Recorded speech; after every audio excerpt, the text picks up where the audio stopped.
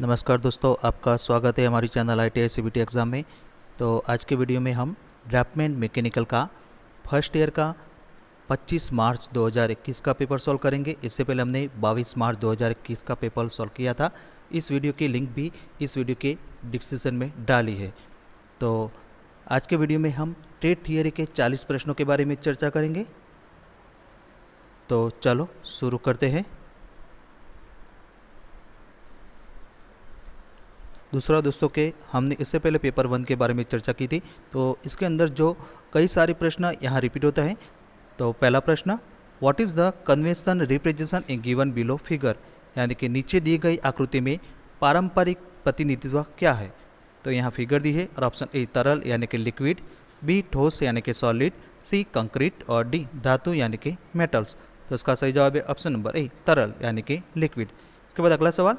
तो दोस्तों इस वीडियो में जो भी प्रश्न ब्लू कलर से हाईलाइट किया है वो प्रश्न पेपर 1 में हम यानी कि 22 मार्च 2021 का पेपर था, इसमें अंदर जो प्रश्न था यहाँ फिर से रिपीट होता है। तो ये प्रश्न यहाँ रिपीट होता है, when a surface is inclined to the plane of projection it projection will, यानी कि जब कोई सतह प्रक्षेपण के तल की ओर झुकी होती है तो उसका प्रक्षेपण। तो यहाँ रिक्त की पूर्ता करनी है। तो ऑप्शन ए सही आयाम होगा यानी कि हैव टू डायमेंशन, बी सही आयाम नहीं होगा यानी कि not have two dimension, C plane figure होगा यानी कि बी प्लेन फिगर और डी घुमावदार होगा यानी कि बी कर्वेट। तो उसका सही जवाब है ऑप्शन नंबर बी सही आयाम नहीं होगा यानी कि नॉट हैव टू डायमेंशन। इसके बाद अगला सवाल, what is the mandatory symbol, यानी कि अनिवार्य प्रतीक क्या है। तो यहाँ फिगर दी है और option A helmet, B belt, C श्वसन यंत्र यानी कि रेस्पिरेटर और डी चश्मे यानी कि गोगल्स। तो उसका सही जवाब है ऑप्शन नंबर सी श्वसन यंत्र यानी कि रेस्पिरेटर।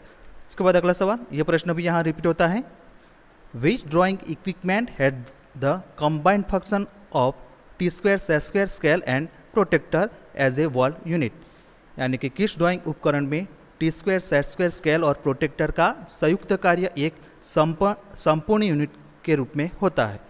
तो option A drawing paper, B drawing pencil, C drafting machine और डी ट्रेसिंग पेपर या ट्रेसिंग फिल्म। तो इसका सही जवाब है option number C drafting machine.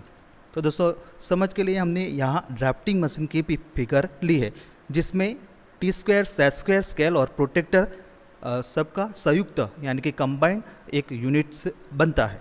इसके बाद अगला सवाल, यह प्रश्न भी यहाँ रिपीट होता है, how many number of side are in a decagon, यानी कि एक 10 कोण में भुजाओं की संख्या कितनी होती है। तो ऑप्शन ए 5 भुजाएं, बी 7 भुजाएं, सी 9 भुजाएं और डी 10 भुजाएं। तो इसका सही जवाब है ऑप्शन नंबर डी 10 भुजाएं यानी कि 10 साइड। तो समझ के लिए हमने यहाँ डेकागॉन यानी कि 10 कोण की भी फिगर ली है जिसमें 10 भुजाएं होती है। इसके बाद अगला सवाल, which is A2 size in the engineering system of paper size, यानी कि पेपर साइज के इंजीनियरिंग सिस्टम में A2 साइज कौन सा होता है। तो यहाँ ऑप्शन दिए हैं और उसका सही जवाब है option number C 420 mm by 594 mm। तो समझ के लिए हमने यहाँ टेबल भी रखा है कि अलग अलग प्रकार की जो इंजीनियर ड्राइंग में पेपर की साइज जो आती है तो इसमें यहाँ साइज और विड्थ और लेंथ यानी कि चौड़ाई और लंबाई भी यहाँ दी है। तो हमारे प्रश्न के अंदर जो 420 बाय 594 जो विड्थ और लेंथ है तो उसका नाम है A2। इसके बाद अगला सवाल, यह प्रश्न भी यहाँ रिपीट होता है, which is a practical application of involute curve. तो यहाँ ऑप्शन दिए है, gear tooth profile, B spring of clock, C screw thread और डी रडार एंटीना। तो इसका सही जवाब है option number A gear tooth profile. इसके बाद अगला सवाल, यह प्रश्न भी यहाँ रिपीट होता है, उस वक्र का नाम क्या है जो एक वृत्त की परिधि पर एक बिंदु से होकर गुजरता है जो व्यास के दूसरे भुज से आगे बढ़ता है। तो ऑप्शन ए साइक्लोइड, बी हाइपोसाइक्लोइड, सी एपीसाइक्लोइड और डी वृत्त यानी कि सर्कल। तो इसका सही जवाब है ऑप्शन नंबर सी एपीसाइक्लोइड। इसके बाद अगला सवाल, what is the chord perpendicular to the axis of hyperbola, यानी कि अति परवलय की दूरी यानी कि एक्सिस के रमरूप जीवा क्या है। तो option A abscissa, B latus rectum, C double coordinate और डी ऑर्डिनेट। तो इसका सही जवाब है option number C double coordinate. इसके बाद अगला सवाल, identify the scale given in figure, यानी कि आकृति में दी गए स्केल को पहचानें। तो यहाँ स्केल दिया है ऑप्शन ए विकर्ण स्केल यानी कि diagonal scale, B vernier scale, C scale of chord और डी प्लेन स्केल। तो इसका सही जवाब है option number C scale of chord. इसके बाद अगला सवाल, which method of free hand sketching in shown figure, यानी कि फ्री हैंड स्केचिंग की कौन सी विधि आकृति में दिखाई गई है। तो यहाँ फिगर दी है और ऑप्शन ए आइसोमेट्रिक, बी परिप्रेक्ष्य यानी कि पर्सपेक्टिव, सी ऑब्लिक और डी मल्टी व्यू यानी कि ऑर्थोग्राफी। तो इसका सही जवाब है option number D multi view. इसके बाद अगला सवाल, which of the following is correct about A free hand sketch, यानी कि फ्री हैंड स्केच के बारे में निम्नलिखित में से कौन सा सही है। तो ऑप्शन ए यह स्केल में नहीं है, बी यह सटी स्केल पर है, सी यह ड्रॉ करने के लिए कंपास का उपयोग किया जाता है और डी यह ड्रॉ करने के लिए रूलर का उपयोग किया जाता है। तो इसका सही जवाब है ऑप्शन नंबर ए यह स्केल में नहीं है, यानी कि it is not in scale. इसके बाद अगला सवाल, instrument use for free hand sketching are, यानी कि फ्री हैंड स्केचिंग के लिए उपयोग किए जाने वाला उपकरण है। तो यहाँ रिक्त की पूर्ता करनी है।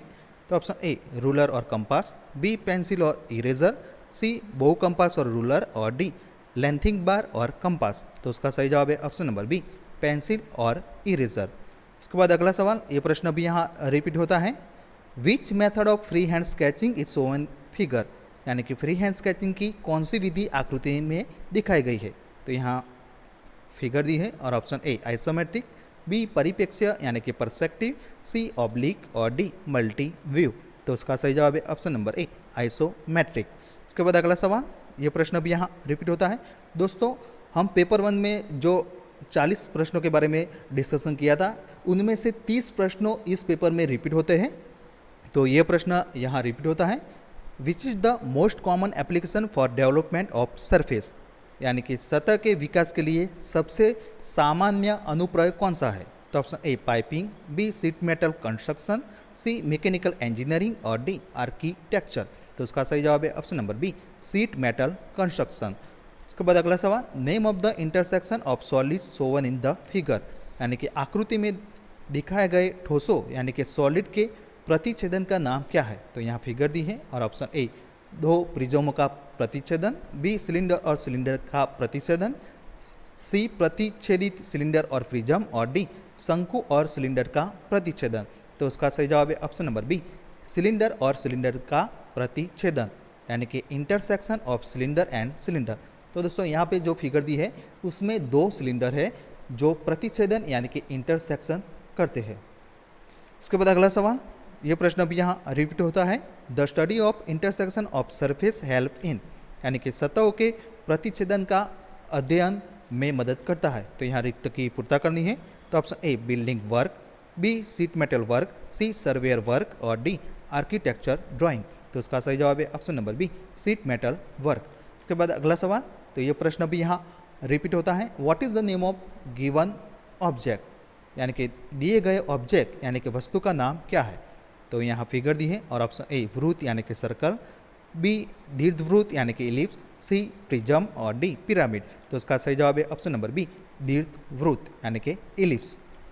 इसके बाद अगला सवाल, ये प्रश्न भी यहाँ रिपीट होता है, what is name of object as shown in the figure, यानी कि आकृति में दिखाए अनुसार वस्तु का नाम क्या है। तो यहाँ फिगर दी है और ऑप्शन ए शंकु यानी कि कॉन, बी सिलेंडर, सी गोला यानी कि स्पेयर और डी फ्रस्टम ऑफ कॉन।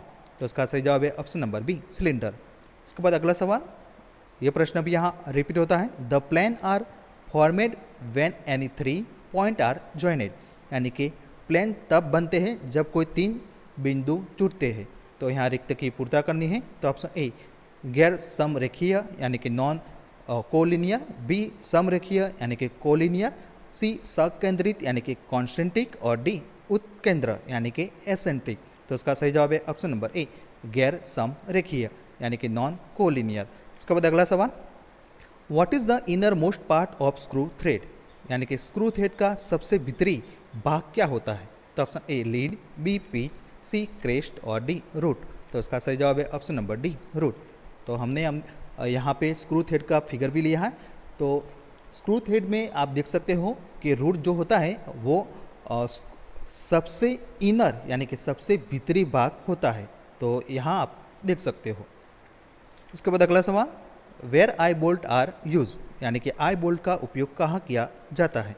तो option A power transmission, B locking device, C भारी मशीनों को उठाना और परिवहन के लिए, और डी अवशोषित झटके और कंपन के लिए, यानी कि एब्जॉर्बिंग शॉक एंड वाइब्रेशन।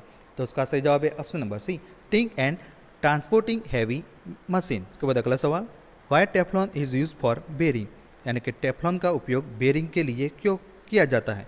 तो ऑप्शन ए बेहतर गर्मी लपटाना, बी घर्षण का निम्न गुणांक, सी छोटे स्थान पर विचार, और डी घर्षण का उच्च गुणांक। तो उसका सही जवाब है ऑप्शन नंबर बी, घर्षण का निम्न गुणांक, यानी कि लो कोएफिशिएंट ऑफ फ्रिक्शन। इसके बाद अगला सवाल, तो ये प्रश्न भी यहाँ रिपीट होता है, what is addendum in spur gear, यानी कि स्पर गियर में एडेंडम क्या है। तो ऑप्शन ए भीतरी व्यास यानी कि इनसाइड डायमीटर, बी बाहरी व्यास यानी कि आउटसाइड डायमीटर, सी वृत्ताकार पिच यानी कि सर्कुलर पिच, और डी पिच सर्कल व्यास यानी कि पिच सर्कल डायमीटर। तो उसका सही जवाब है ऑप्शन नंबर बी, बाहरी व्यास यानी कि आउटसाइड डायमीटर। इसके बाद अगला सवाल, what is called number of teeth on a wheel per unit of it pitch diameter, यानी कि एक पहिए पर उसके पिच व्यास की प्रति यूनिट दांतों की संख्या को क्या कहते हैं। तो option A module, B diametric pitch, C वृत्ताकार पिच यानी कि सर्कुलर पिच, और डी पिच। तो उसका सही जवाब है option number B, diametric pitch. इसके बाद अगला सवाल, व्हाट इज ए बाइट, यानी कि बाइट क्या है। तो option A 1 bit, B 4 bits, C 8 bits, और डी 16 बीट्स। तो उसका सही जवाब है ऑप्शन नंबर सी, 8 बीट्स। इसके बाद अगला सवाल, यह प्रश्न भी यहाँ रिपीट होता है, printer resolution is measure by the number of, यानी कि प्रिंटर रिजोल्यूशन को की संख्या से मापा जाता है। तो यहाँ रिक्त की पूर्ता करनी है। तो ऑप्शन ए अक्षर प्रति सेकंड यानी कि सीपीएस, बी डॉट्स प्रति इंच यानी कि डीपीआई, सी पेज प्रति मिनट यानी कि पीपीएम, और डी स्पॉट प्रति सेंटीमीटर। तो उसका सही जवाब है ऑप्शन नंबर बी, डॉट्स प्रति इंच यानी कि डीपीआई। इसके बाद अगला सवाल, यह प्रश्न भी यहाँ रिपीट होता है, which of the following storage device can store maximum amount of data, यानी कि निम्नलिखित में से कौन सा स्टोरेज डिवाइस अधिकतम मात्रा में डेटा स्टोर करता है। तो option A floppy disk, B hard disk, C compact disk, और डी मैग्नेट ऑप्टिक डिस्क। तो उसका सही जवाब है option number B, hard disc.